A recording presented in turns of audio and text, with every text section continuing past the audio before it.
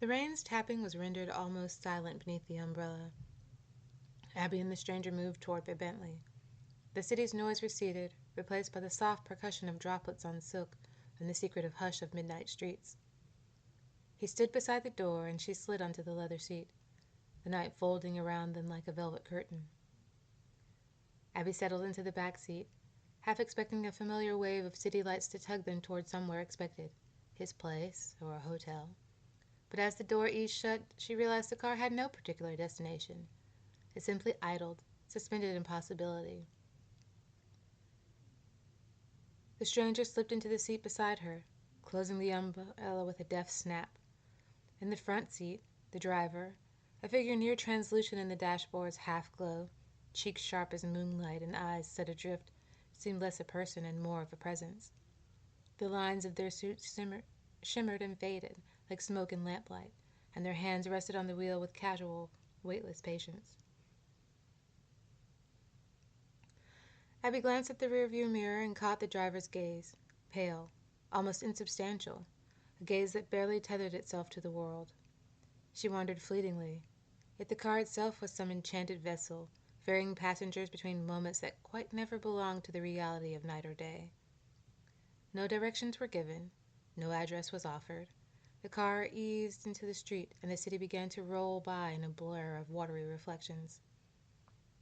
They sat in opulent silence. Then he turned, his gaze settling on her with genteel curiosity. "So," he said, his voice polished and soft, "what do you do for a living, outside of the family business?" Abby's lips quirked, as though the question had landed where she least expected. "At the moment, I'm between jobs. I was a legal consultant for a nonprofit." And she hesitated, fingers tracing a nervous pattern on her clutch. "They help supernaturals navigate, well, everything. Paperwork, prejudice, the occasional small claims court summons." He arched an elegant eyebrow. "But you're not there anymore?"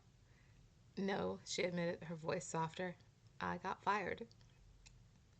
A pause, punctuated by the gentle drumming of rain on the roof. "Why?" Abby exhaled, the confession lingering at the back of her throat. She nibbled on her bottom lip and avoided making eye contact. "I lied on my resume," she said, more direct than she had intended.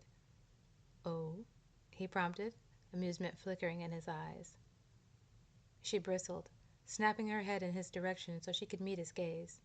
The thought that he might be making fun of her hurt her pride. Of course, she knew there was no need to be offended. Still, she wanted him to hear her explanation.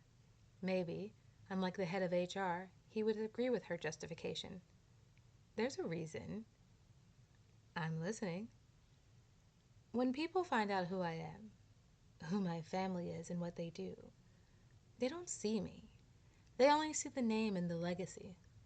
Like a lightning strike, grudges I don't have anything to do with surface. They suspect me, accuse me, and quite often they get violent. If I defend myself, even if it's justified, I'm the one at fault." Her voice trembled with frustration at the unfairness of everything. "So, you lied." "Wouldn't you?" She continued to meet his eyes, steadied by defiance and justification. "Once, just once, I want someone to see beyond the name." "And what is your name?" he asked, his eyes intense. She shyly nibbled on the corner of her lip. She thought, "I'm no good at this, playing mysterious." And she decided to be honest. She offered her hand, and he accepted it. "Abiel," she spoke softly, something between sadness and a hopeful smile hovering on her face. "Wolfsbane." He considered her for a moment, the syllables of her name settling in the space between them. It was a name he knew well. "Well," he said softly, a slow smile blooming, "it's a pleasure to meet you, Abby." She couldn't help it. Her smile grew as he gently gripped her hand. He'd used her nickname as if he already knew how she wanted to be called, as if they were close friends reuniting after a long time. His grip was warm, steady, an anchor in the drifting hush. "Thorn Lucian," he said, his voice gentle but resonant, each syllable deliberate. With names exchanged, the air between them seemed to change, charged with the promise of new beginnings. Abby felt the corners of her uncertainty soften. Their hands lingered for a moment longer, neither in a rush to let go, as if both sensed that something meaningful had just been set in motion. Outside, the storm swept on, oblivious to the small, secret truths unfolding in the warmth of the car. A lull settled in the car, punctuated by the rain tracing secret patterns on the windshield and the metronome of windshield wipers. Abby's hand retreated, but her curiosity remained. "So, Mr. Lucian," she ventured. "Thorn, please." "Thorn, what do you do?" He offered her a sidelong glance. A slow, easy smile flickered across his lips. "Property management," he said, his tone so smooth it almost slipped past her notice. "Almost. I handle a portfolio or two around town." Abby arched a skeptical eyebrow. "Property management?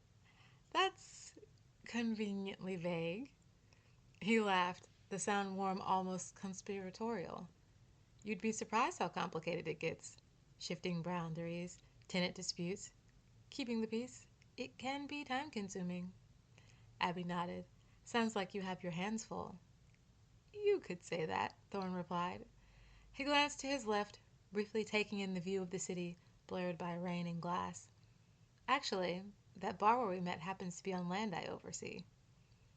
Abby eyed him for a moment, as if weighing the substance of his words. There was a flicker, a moment of something unsaid, but she let it lie. Tonight, she wasn't going to think too hard about the details. "Ah," she gasped, suddenly embarrassed. She hoped he couldn't see the flush in her cheeks.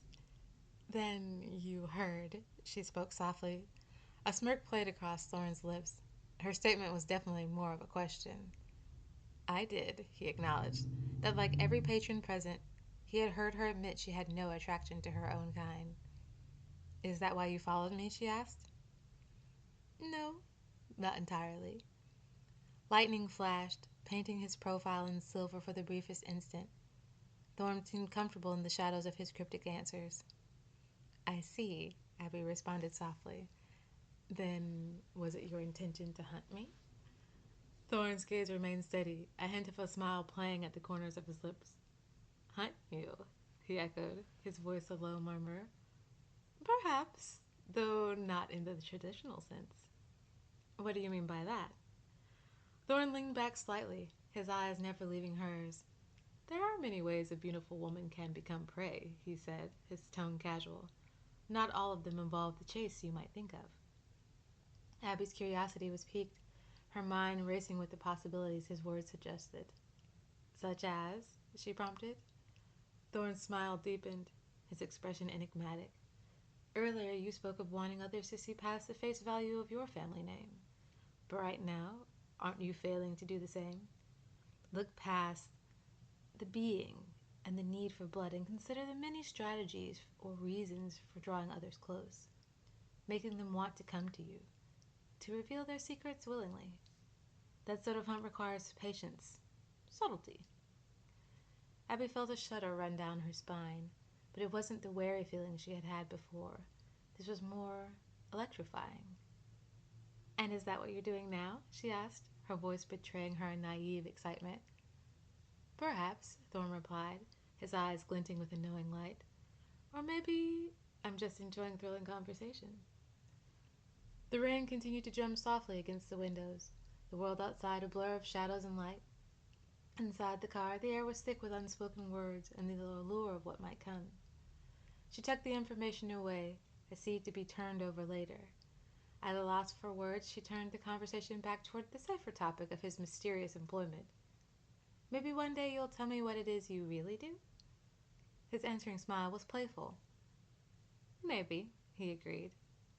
The night wore on, the city's gleam subdued beneath a receding storm and the hush of the small hours.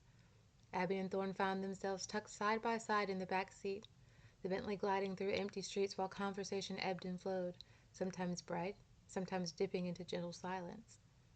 By the time the sky bruised with the first uncertain blush of dawn, the car rolled to a gentle halt beside Abby's apartment building. It was perched on the boundary between two worlds, hunter-controlled blocks to the west, supernatural territory stretching east. a quiet slice of in-betweenness that suited her more than she cared to admit. The rain had finally ceased.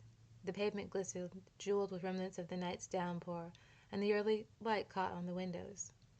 Thorne stepped out first, circling to open her door with an old-fashioned courtesy, then walked together to the entrance, the echo of their footsteps punctuating the dawn.